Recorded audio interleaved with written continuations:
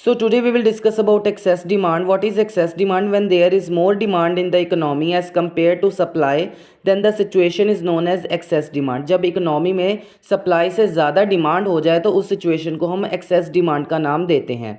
इसको हम ऐसे भी समझ सकते हैं कि जब लोग जो हैं वो ज़्यादा डिमांड कर रहे हैं मार्केट में जाकर, लेकिन उनकी डिमांड को पूरी करने के लिए मार्केट में उतनी सप्लाई नहीं है, तो उस सिचुएशन को हम एक्सेस डिमांड का नाम देते हैं। So now let's understand this topic with the help of an diagram. So on x-axis I have taken output and on y-axis I have taken aggregate demand and aggregate supply.